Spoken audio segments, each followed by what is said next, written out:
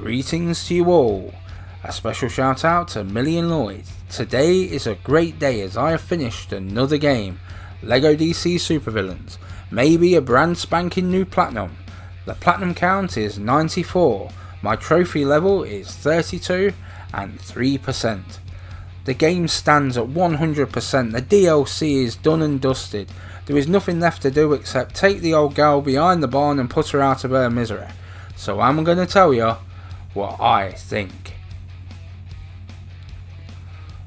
LEGO DC Supervillains, developed by Traveller's Tales, is an adventure game that came to the PlayStation 4 in 2018.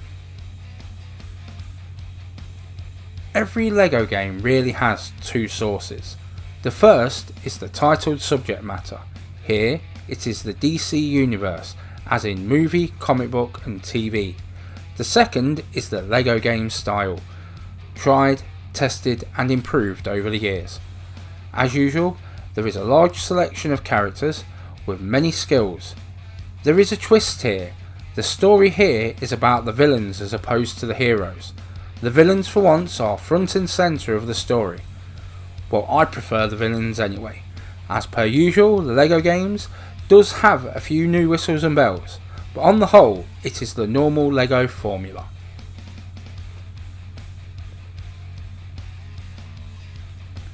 Traveller's Tales was founded in 1989 and are a British developer.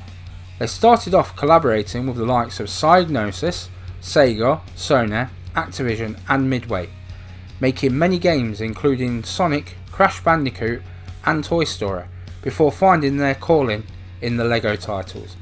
They have pretty much stayed with the same formula, but have added to it several times, i.e. they now have an open world map, with side missions, collectibles and races on them. These arguably are the best work they have ever done. In 2007 they were purchased by Warner Bros. Interactive Entertainment, but have continued to operate independently.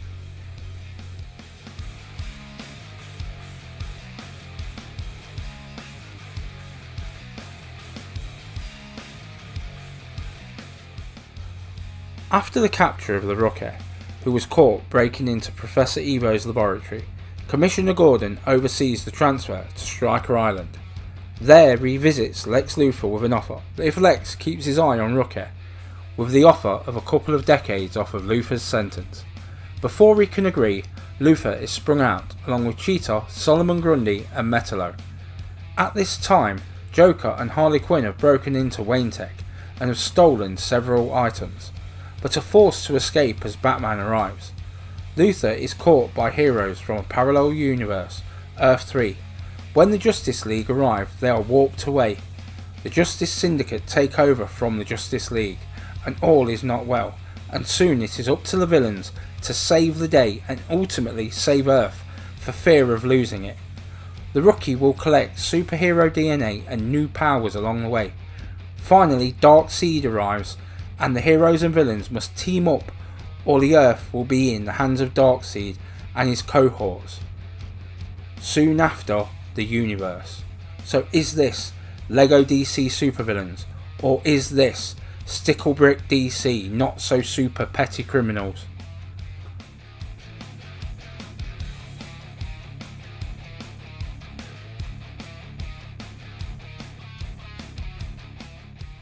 As the game opens, Commissioner Gordon is travelling through Gotham City. He is transferring a criminal to the prison on Stryker Island in Metropolis. He remarks on the Always Sunny in Metropolis. He arrives at the prison and asks if everything is ready. He is there to ask Lex Luthor for help about the Rookie, telling Luthor that he could be a threat, and offers Luthor decades off his sentence if he keeps his eye on him. You get through the creator character. Yes, the creations matter in this game. Before Luthor can answer, it becomes apparent that the guard costume has been stolen. Mercy helps Luthor break out, knocks out Gordon, and Luthor asks the Rookie along for the ride.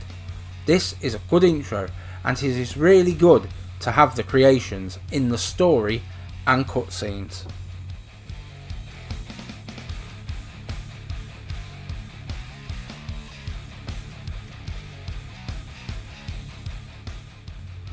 With every single title in the LEGO franchise, the graphics have improved. No, there is no realism about it, and nor should there be. However, the graphics are well defined and certain levels, parts of the map, look really good and are fun to explore. The funfair comes straight to mind. The characters look so good. I admit they stay mostly within the confines of LEGO, and yet somehow they make the characters look recognisable. Vehicles again look top notch and look like they're built from LEGO. Some of the vehicles are actual LEGO sets. The three main areas, Metropolis, Gotham and Apocalypse, also all look really good. They all look distinctive and are well designed. The camera controls are better now, and once the detectors are unlocked, it's easier to judge distances. Whilst there is nothing massively new here, the odd little improvements is enough to make it stand out visually from the other games.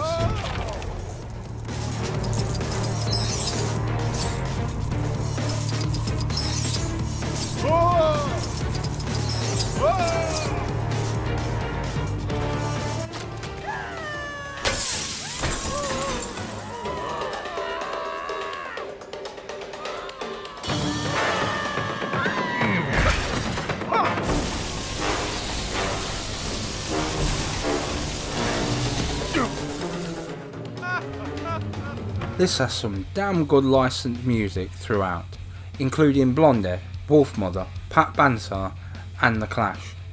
All great songs that fit in with the tone of the game. Also, it has recognisable superhero themes. You can also get the cartoon punch sounds with a red brick. This is pretty good and I think it adds to the game. I like how each city has its own soundtrack. This adds to the authenticity to the game. As per usual, the voiceover is also top notch. It does sound a lot like the voiceover for the TV series. Again, this is all good. With a total game time at around 50 to 60 hours, to collect and unlock everything, you need a soundtrack that is interesting. This only really got a little repetitive in the last couple of hours. Using real licensed music is also a first for LEGO games. Yes, they have had the themes in the past, but never licensed music before.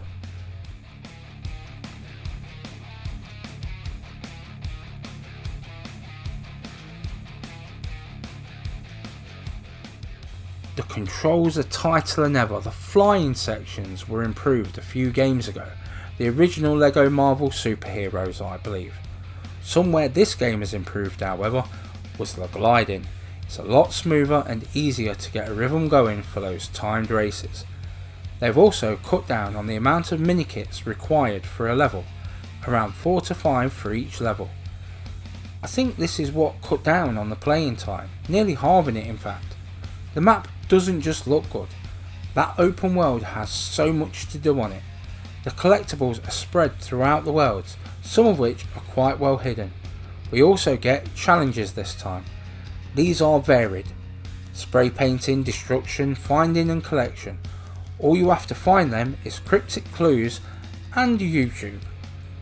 After playing so many LEGO games, they're still so much fun to play, and my only real criticism is please bring back online 2-player, or maybe even up to 4-player co-op.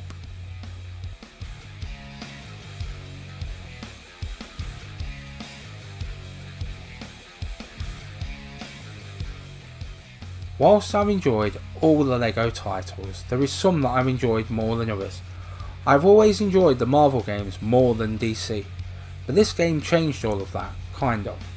To me, the villains have often won up the superheroes in comedic value and entertainment. The DC Supervillains have deserved their own game for so damn long, and here it is. The sounds and looks are that of a DC game, but built in LEGO. I would say that this is the best LEGO DC game ever. It does draw you in, but not completely. There's just one more gold brick or one more level. There is always something more for you to do. The game music helps the atmosphere so much, and the licensed music is just the icing on the cake.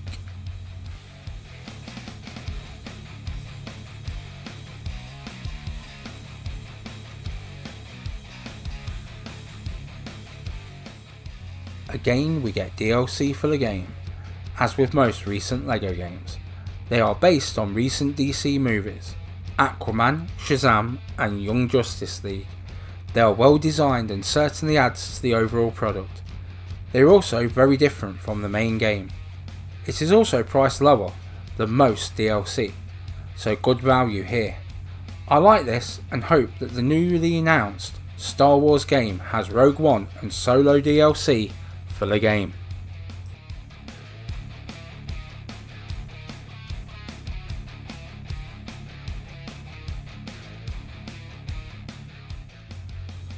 Whilst this game was a lot of fun, there were times it was a little frustrating, especially those damn challenges. They are not always clear to see, nor are those cryptic clues always too easy. I'm guessing those bits are for Dad. Whether it's the levels or the open world, they are well designed and a pleasure to play.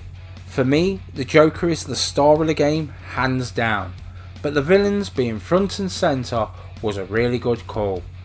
Some of them may be great, but they fall in the shadow of the Joker. Yes, you could call this just another LEGO game, but up to their normal high standards, this won't win anyone over, so it is something for the fans. I had a great time with this game, and the new stuff does help the game to run smoother and pace the game a lot better. I do hope that they will one day return to the Supervillains, as there are more entertaining stories to be told.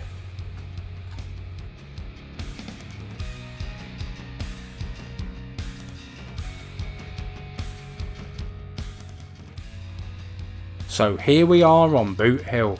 So ends another game on my gaming journey. Please tell me in the comments below what you are playing. If you haven't already, please subscribe, maybe share and like if you enjoyed the video. There is plenty more content like this on my channel. Bye Millie, bye Lloyd, bye all. Old School Gamer 1971 signing off.